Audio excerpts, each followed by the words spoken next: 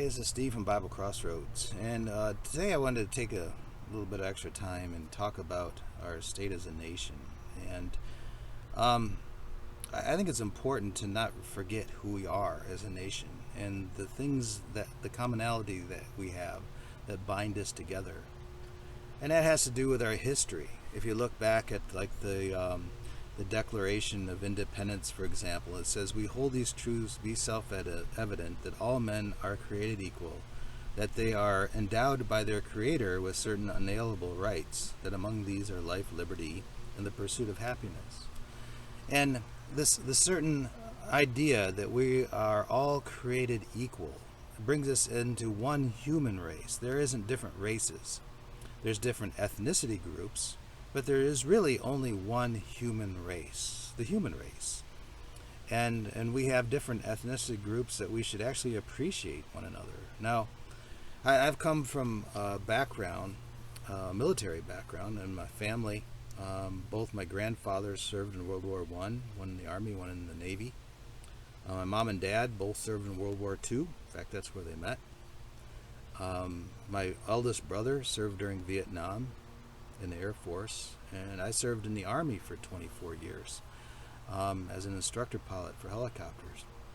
But in the one thing that I learned, both in my family and also in my military service, is that people need to be respected for who they are, the character of who they are, not the color of their skin. And this was echoed, in fact, it came first by Dr. Martin Luther King, is what he talked about, is that children would be respected by their character, not the color of their skin.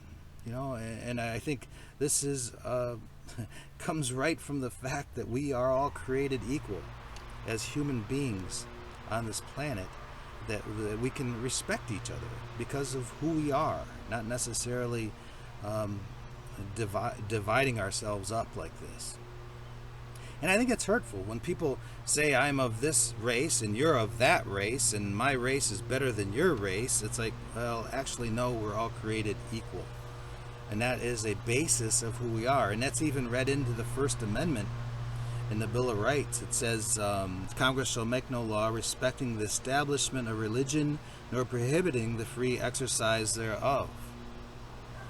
This has an idea of that we are created equal and therefore, before God, have the rights to have the same religion, or the different religion, as we choose. And also to have the freedom of speech and the freedom of the press and the freedom of the right to peaceably assemble.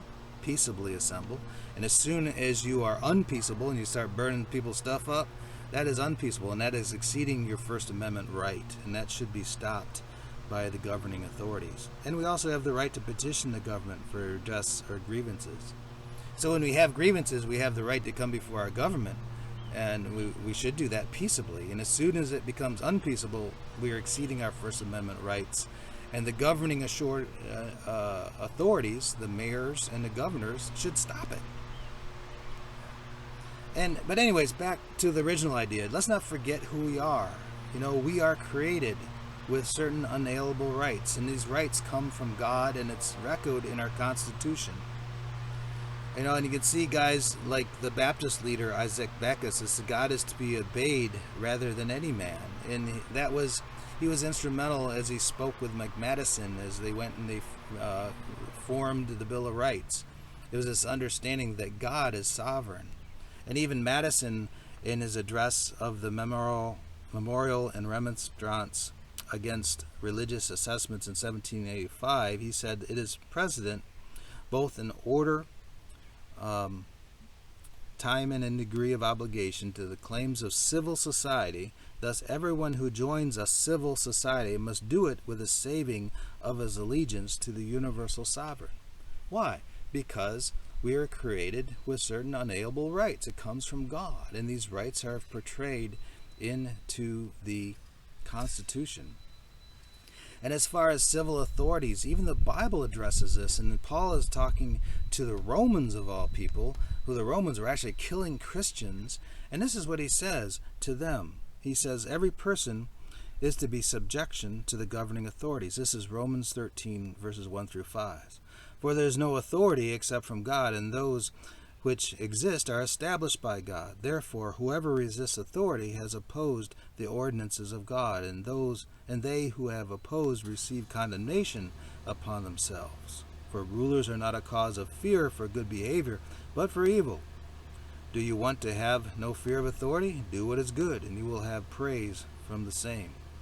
For it is a minister of God for you to do good, but if you do what is evil, be afraid, for it does not bear the sword for nothing. It is a minister of God, an avenger who brings wrath on those who practice evil. So we have to have law and order in our society, and it is the duty of our governing authorities to uphold, in this case, the Constitution of the United States and the First Amendment. As soon as there are peaceable protests, fine. If it's unpeaceable, then they need to stop it.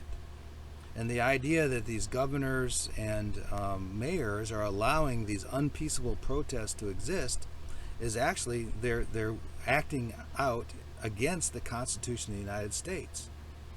I think it's Amendment 14 says that any elected civil authority, or a military person for that matter, cannot act in a way that's against the Constitution of the United States. They should be removed from office if they do that. But back to the original point, I think we want to really remember who we are as a nation, is that we are endowed by our Creator with unalienable rights. We are created equal, if you will, the one race, the human race, and we have different ethnic groups that should be understood and respected. And that is the idea behind the Constitution of the United States. And if you want to tear the Constitution down, what rights are you going to have? You might have a lot of power, and that's what I see that what is going on. This is a power grab for people who don't even understand the very essence of what they're doing. They're trying to grab power and achieve some sort of anatomicity, I guess, or they want to be separate from the Constitution, which is totally crazy. Because if you defund the police, then you have no authority. You have no way of defending the Constitution against the enemies, foreign and domestic. And the rights of the people will then be trampled upon in a major way, a big way. So the people that are protesting, yes, protest the horrible atrocities that have occurred. Yes, I get that. But on the other hand, don't ignore the wonderfulness of our Constitution and the fact that it brings us into alignment with what's good, what can be a very good thing. And as I've served in the military throughout the years, I've seen this happen where I've got together with people and I've really respected their character. It didn't matter what ethnic groups they were. I mean, we were from all different kinds of backgrounds. You were thrown into a group of folks that were from all over the country, different colors of the skin, different ethnic backgrounds. Some were from the city, some were from the country. We were just all over the place, but we had a common goal to act together to defend the Constitution against all enemies, foreign and domestic.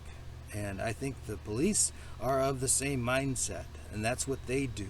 And you see them lined up, shoulder to shoulder, and there's different ethnic groups within the police forces of our country, and they're doing the same things, the same sorts of things, except defending lawlessness within our country.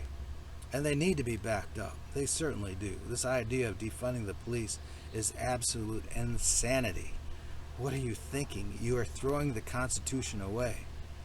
And it is a device or a written agreement that has been upheld for centuries by men, by their blood, by their shed blood, and they understood what they were standing for, to defend the Constitution against all enemies, foreign and domestic, and that's what they were about.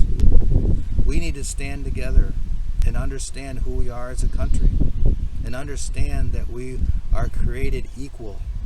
Every human being is created equal, and there's one human race. And there's different ethnicity groups within the human race that we should actually appreciate. And the fact that you're saying that your ethnic group is better than mine, or your group has been... I don't know what to say to that. Yeah, okay. but understand even the background of slavery within our country. This country was given, put together, and slavery already existed. It was established by the English.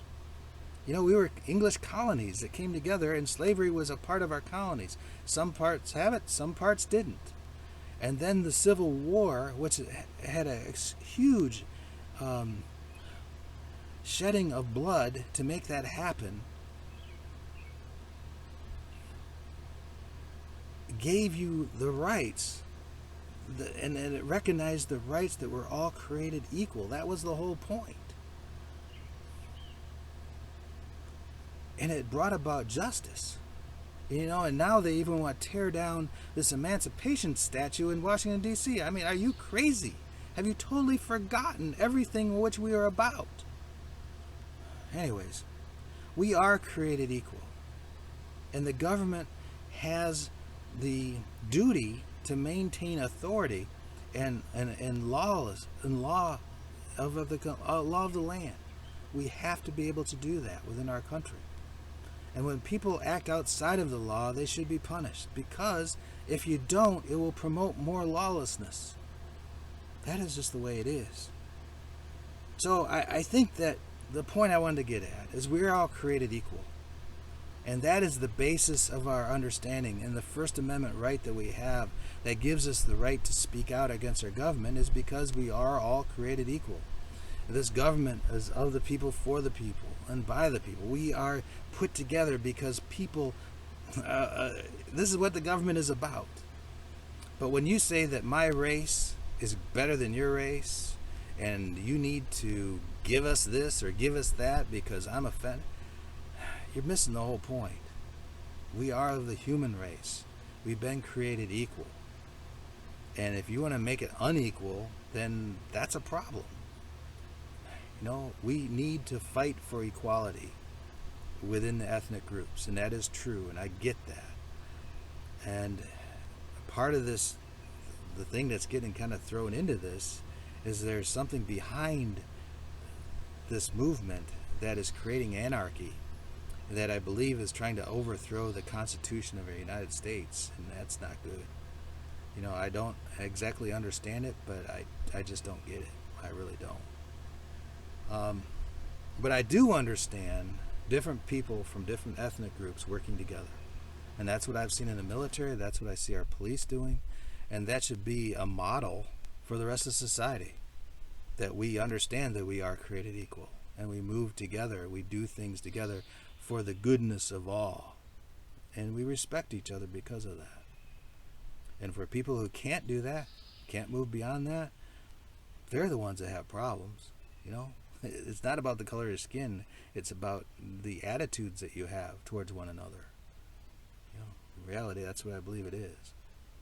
But we are created equal, and we need to remember that and move beyond this anarchy that's happening within our country. It needs to be stopped. It just does. Anyways, I hope this helps. This is the way I see it, and I think there's a lot of people that have a similar attitude as what I do. And we need to do something about this, because we are a people governed by a constitution that gives us freedoms of expression. But that freedom comes from the basis that we are created equal. And if we move beyond that, we think that we're a people or a different ethnic groups deserves more rights than another one, you're missing the point. You're truly missing the point. Anyways, that's all I got to say, and I hope this helps. We'll see you later. Bye.